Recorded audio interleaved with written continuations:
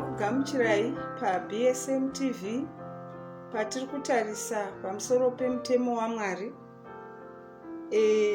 kuti wakamira sei uye zvakanyatsopera pamuchinjikwa ndezvipi uye Mwari vari kutarisira kuti tiite sei namazuva ekupedzisira. Toda kumbotarisa Matthew 5 verse 17. Tinzwe Jesu pachake kuti unoti kudii pamusoro pemirayiro kuti yakanyatsokumira sei. Matthew 5 verse 17 chaiverenga nechishona panapa. Musafunga kuti ndakauya kuparadza murayiro kana vaprofita. Handina kuuya kuparadza asi kuzadzisa. Jesu ari kutaura panapa kuti musafunga kuti ndakauya kuzoparadza murayiro. Handina kuuya kuzoparadza asi kuzoita sei kuzadzisa. Verse 18 yoti, nokuti zviro kwazvo ndinoti kwamuri, kusvikira denga nepasi zvichipfuura, yota imwe kana tsanga yemwe yomurayiro hazvingatongopfuuri zvisati zvaitika izvi zvose. Kureva kuti mitemo yaMwari haina kupfuura. Toda kuti tibate tione pachidzidzo chatiinacho nhasi kuti tione kuti inombova ipi mitemo ende uye tiri kufanira kuita sei since takamirira kuuya kwaJesu kwechipiri. Saka tiri kutarisa, tiri kuwana kuti Jesu panapa tiri kuwana mashoko kuna 1 John chapter 3 verse 3 na 4 kuti iri kuti chiko murayiro unotibetsera kuti tidii since takamirira kuuya kwaJesu kwechipiri. Verse 3. And hereby we do know that we know him if we keep his commandments. Verse 4. He that said, I know him, and keeps not his commandments, is a liar, and the truth is not in him. Right. 1 John chapter 2 verse 3 na 4 chaidzokorera neshona panapa. Iri kuti ndizvo zvinotizivisa kuti tinomuziva kana tichichengeta mirayiro yake. Unoti ndinomuziva asingachengeti mirayiro yake murevi wenhema uye zvokwadi haisi mahari. So chinotiratidza kuti tinoziva Mwari kuchengeta mirayiro yake. Saka nokuda kwokuti ruzhinji ruri kudeedzera kuti mirayiro yakapera pamuchinjikwa, mirayiro yacho inombori nyatso ipi uye spirit of prophecy iri kuti kudii pamusoro pemurayiro. Chapter 3 verse 3 na 4 yoti mumwe nomumwe, hanzi neshona panapa, mumwe nomumwe une tariro iyi kwaari unozvichenesa sezvaakachena iye. Mumwe nomumwe unoita zvivi unodarika nomurayirowo. Zvivi ndiko kudarika murayiro. Kureva kuti pano tiri kuwana definition yechivi. Sin is the transgression of God's law. Kureva kuti kudarika murayiro kuita zvivi. Saka hatipindi kudenga kana tiine zvivi. Saka zvivi tinofanira kuti tizvizive kuti kuita sei. Saka zvivi hanzi kudarika murayiro. Saka Jesu ari kuti handina kuuya kuzoputsa murayiro asi kuzozadzisa. Hatimbotarisai iyo mirayiro yacho kuti ndeipi uye yakapera pamuchinjikwa ndeupi uye kuti Ishe vanoda kuti tiite sei nemirayiro iyoyo. Deuteronomy chapter 6 verse 1. Verse 1. Now these are the commandments, the statutes and the judgments which the Lord your God commanded to teach you, that you might do them in the land where ye go to possess it. Right. Saka panapa tiri kupiwa 3 types of laws. Now these are the commandments, the statutes, the judgments which the Lord hath commanded to teach you that ye might do them in the land whether ye go to possess it. Saka tine mitemo mitatu pano yatiri kupiwa yakatosiyana, imwe neimwe ine painowanikwa. Verse 17.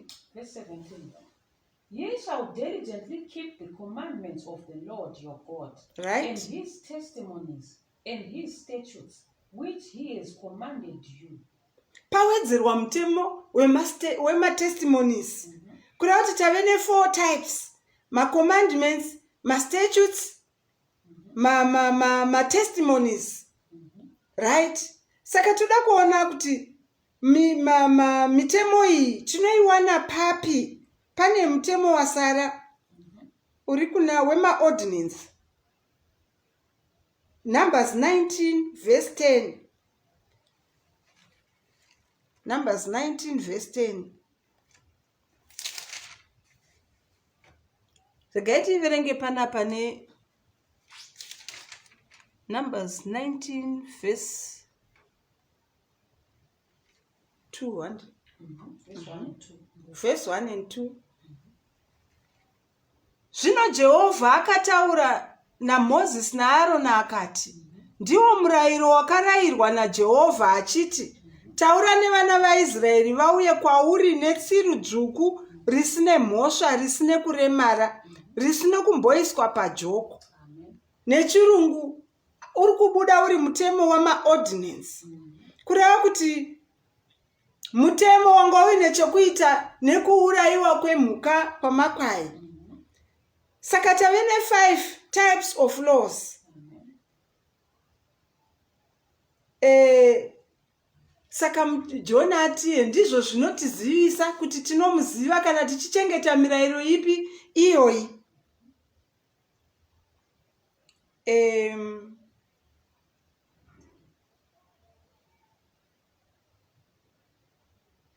Shokoroti, you shall diligently keep the commandments of the Lord your God and his testimonies and his statutes which he has commanded.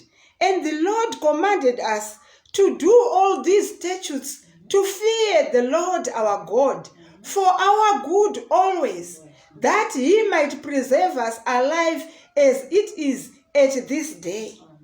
So hakuna chinhu chinofadza sekuita chinhu chinoita kuti zvinhu zvitinakire nguva dziri dzese.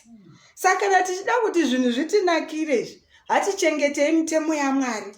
That is for our own benefit, for our good always. Saka toda kutarisa kuti Satani haafari nemitemo yaMwari nokuti anoona kuti tikaichengeta zvinotinakira nguva dziri dzose. Saka titarise kuna PP page 342. Tione kuti Satani anoti chii nemitemo yaMwari. PP 342.2. The sacred statutes which Satan has hated and sought to destroy will be honored throughout a sinless universe. Right. Mitemo yaMwari Satan haifarire zvikuru sei ma-statutes. But shoko raMwari riri kutiudza kuti these laws, these statutes shall be honored throughout the sinless universe. Which means tichida tisingade ma-statute achaita sei achachengetewa. Saka Satani ane zvaakaita zviri kukonzera confusion mukati menyika. Vamwe vari kuti mitemo iyi yakapera pamuchinjikwa, vamwe but zvakabva kunani. Hatimboona kuti zvakabva kunani. Pana early writings page 215 toona kuti akaita sei kuti vanhu vasanzwisisa pamusoro pemutemo waMwari wakakosha zvakadai. Satan could not hinder the plan of salvation. Right? Jesus was crucified and rose again the third day. Hanzi Satan could not hinder the plan of salvation. Jesus was crucified and rose again the what? The third day. You know, Satanika aitofunga kuti apedza nezvaJesu nokuuraya. But haana kuziva kuti third day Jesu ari kuita sei? Ari kumuka. Saka munhu wese munharaunda vakanga vaine news dzezvakanga zvaitika pamuchinjikwa. Kuti muri kuzviziva here kuti Jesu uya warohwerwa pamuchinjikwa, pa6 hour kwakaitika rima, pakaitika kudengenyeka kwenyika, vakanga vaine news. Zvakakonzera kuti Satani aone kuti nyika yakusvinura kuti ione kuti Jesu zvirokwazvo akanga ari mwanakomana waMwari. Saka akafunga kudii? Verengai. But Satan told his angels that he would make the crucifixion and the resurrection tell to his advantage. Zvikanzi Satani akaudza ngirozi dzake kuti aiwa iyi nyaya yekufa kwaJesu. Ndichatora muchinjikwa kuti undisapoti. Zvikanzi kudii? He was willing that those who professed faith in Jesus should believe that the laws regulating the Jewish sacrifices and offerings ceased at the death of Christ. Right. Hansi, he was willing that those who professed faith in Jesus should believe that the laws regulating to the Jewish sacrifice and offerings ceased at the death of Christ. Right? If he could push them further and make them believe that the law of the 10 Commandments also died with Christ. Zvikanzi, if he could push them further, vatende kuti even the law of what? Of commandments was nailed to the cross. Kureva kuti chii apa? Mutemo uyu hauna kupera pamuchinjikwa. Uri still binding. Kana uri still binding, Satani anoziva kuti shoko riri kuti waputsa murayiro umwe chete wave nemhosva kune mingani, kune yose. Saka anoda kuti titorasika zvachose. Zvakafanana nokuti tonzi ava mai vari kushumaira vanochengeta mutemo waMwari zvisingaiti. Asi upombwe. Chenjerai varume venyu vanindi. Kana nemi mungarida here kurinzwa shoko rinobva kuupombwe. Baba vari kushumaira vhangeri ava vanonamata zvikuru ende vanobvisa zvegumi nemupiro, asi chenjerai zvikwama zvenyu zvingangobiwa. Ndiani ungateerera shoko riri kubva kumbavha? Zvinoreva kuti ukaputsa murayiro umwe chete wava nemhosva kune mingani yose. Even nesu tichijaja ukaona zvakadaro zvaitika, haugoni kuteerera shoko riri kuparidzwa nemunhu yeye.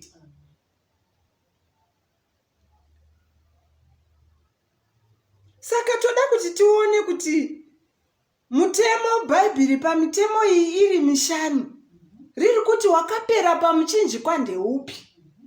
Hatimbotarisai Colossians 2 verse 14. Blotting out the handwriting of ordinances that was against us, right, which was contrary to us, and took it out of the way, nailing it to his cross. Right. Hands blotting out the handwriting of what? Of ordinances that was against us. Not all the ordinances dzakaroverwa pamuchinjikwa, but part of the ordinances that was what? Against us. Saka toona kuti part of the ordinance ndeipi? Zvikanzi it's the ma ordinance tantirasei kuna Hebrews 9 verse 9 and 10.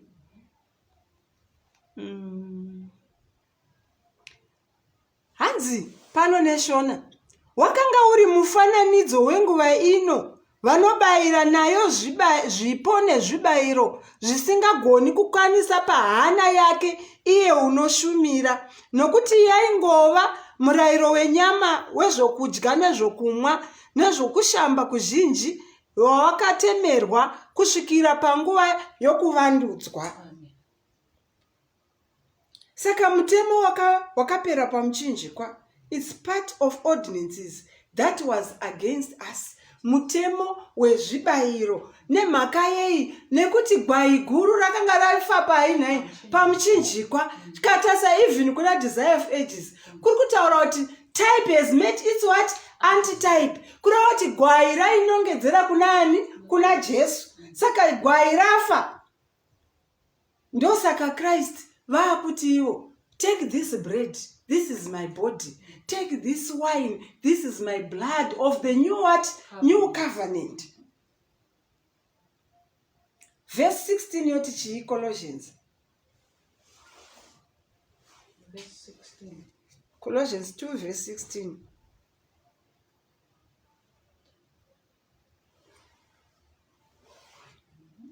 Let no man therefore judge you in meat or in drink or in respect of an holiday or of the new moon or of the Sabbath days. Saka kureva kuti hapachisina unotitonga anzi musava neunokutongai pazvokudya kana pakumwa kana pa holiday kana pa new moon kana pa sabata. Nokuti izvi ishadow of things to come. Saka vamwe vanotorovera pamuchinjikwa sabata kugara kwemwedzi zvese asi chabviswa apa muprista akanga achiofficiata pakuurayiwa kwamakwai achiona kuti iri harina kuremara, iri harina charingapomerwa nokuti gwai raimirira Jesu asina chaangapomerwa. Saka new moon is a shadow of things to come. Nesabata, it is a shadow of things to come. Even in new heaven and new earth, Isaiah 66, iri kutaura kuti denga itsva nenyika itsva sezvandichaita sezvazvichagara zviripo, nyama yose ichauya kuzonamata Mwari pakugara kwemwedzi umwe neumwe napasabata rimwe nerimwe. Kureva kuti mutemo wesabata kana wokugara kwemwedzi hauna kupera pamuchinjikwa, asi even kudenga idzva tichanouchengeta. Hatitarisei tione mitambo yamafeast, mitambo wamastatutes. Wanzi Satan hated these statutes, asi achaitwa honor, achaonewa throughout the sinless universe. Kuti akambomira sei pana Leviticus 23 verse 2. Verse 2. Speak to the children of Israel and say to them concerning the feast of the Lord, which you shall proclaim to be holy convocations. Even these are my feasts. Hanzi, speak unto the children of Israel and say to them concerning the feast of the Lord, which ye shall proclaim to be holy convocations. Even these are my feasts. Iyi mitambo yaJehovha isi yaMozisi. Asi Mozisi wakapiwa naJehovha kuti aichengeta. Vamwe vanoramba vachiti mitemo yaMozisi yakapera pamuchinjikwa, asi akapa Mozisi ndiani naye? NdiMwari. Zvikanzi inofanira kuchengetedzwa nenguva yayo yakatarwa. Mitambo iyoyi ndinofarira mitambo iyi kuti tingapedza nguva maybe tichidzidza pamusoro pemitambo iyi iyo yakapera pamuchinjikwa. Regai timbonzwa Spirit of Prophecy kuti vari kuti yakapera pamuchinjikwa here, tigozodzokera kumavhesi edu tione kuti vari kuti chii pamusoro pemitambo yaMwari. Since taona kuti mitemo yese, ma-commandments, ma-statutes, ma-judgments, ma-ordinance, machechi vachiri kungopira zvipiro, mipiri, ma-offerings, kureva kuti haana kupera painai pamuchinjikwa. Saka toda kuti tione kuti maiweti vari kutiwo chii pamusoro pemitambo iyi pa comment raRevelations 18 1 BC 11:04.6. Right. Precepts given to guard the Decalogue. Right. In consequence of continual transgression, Right. the moral law was repeated in awful grandeur from Sinai.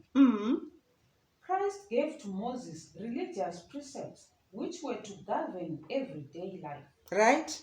These statutes were explicitly given to guard the 10 Commandments. Right. They were not shadowy types to pass away with the death of Christ. They were to be binding upon men in every age as long as time should last. Right. I quotation inondikomborera nokuti iri kuratidza kuti these statutes were not shadowy types to pass away with the death of what? Of Christ. And they were to be binding upon men in every age as long as what? Time should last. saka kuti it is still binding chero nekwatiri, chero nokusingaperi, as long as time should last, these precepts are still binding. Sachona kuti kana achiri binding, we have to learn more about this these precepts, kuti ona kuti akamira sei, ane order yei. Hatidzokerei pana Leviticus 23. Tichinyatsoona kuti ma convocations aya, kwanzi these are holy convocations. Even these are my feasts. Dziri kufanira kuchengetwa nesu vana vaMwari, kuti tinzwisise mutemo yake ine order. Toda kuverenga verse 3, 23 verse 3. 6 days shall work be done. Right. But the 7th day is the Sabbath of rest and holy convocation. Right. You shall do no work therein. Right. This is the Sabbath of the Lord in all your dwellings. Pane nyaya zvine order zvinizvi. Why 6 days shall work be what? Be done. But the 7th day is the Sabbath of what? Of rest. Havana kugumira ipapo, vazhinji tinochengeta sabata, but munhu ari mumba make anogona kuchengeta sabata akasabika akasaita sei, asi statute haigumiri ipapo, inoenderera mberi ichiti kudii.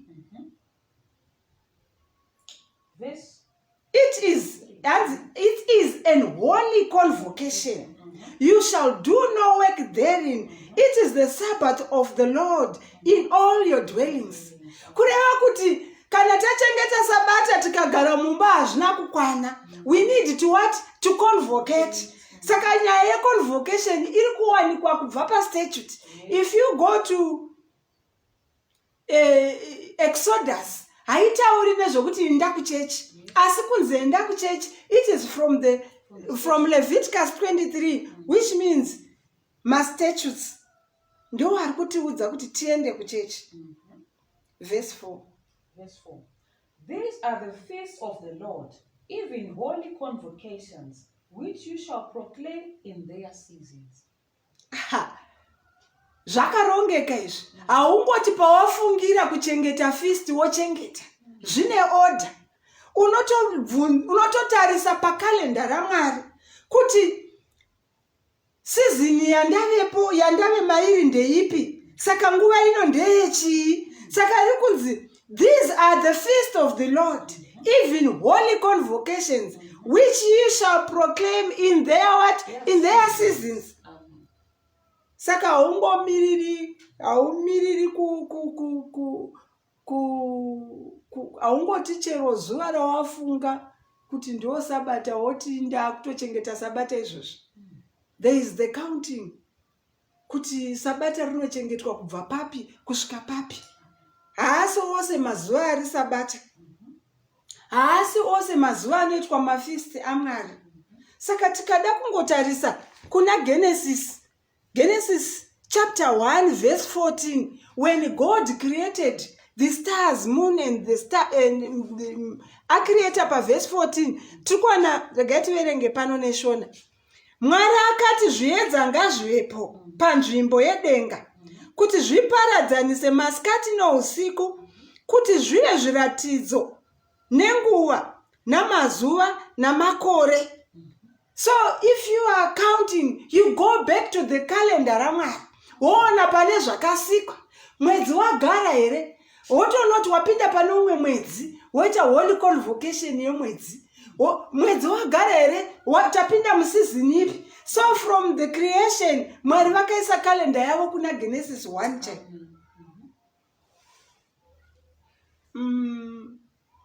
Manyorero avanoita anonyatsonzwisisika sezvakaita pa verse 5. Tiverenge tinzwe mutambo uri pa verse 5. Right. In the 14th day of the first month at even, right, the Lord's Passover. Right. In the 14th day of the first month. Kuti tibate mtemo ya Mwari, we should go back to his calendar and find out which is the first month of the year. Saka tinoona kuti first month of the year, mai wetu varikutaura kuti it is between end of March and beginning of what? Of April. Saka toona kuti kana tiri kuverenga tinofanira kutodzidza kuti mwedzi waMwari wokutanga ndoupi.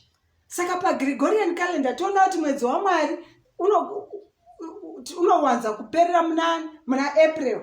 Saka toona kuti muna April ndo mwedzi wokutanga, toverenga 14 days madekwana.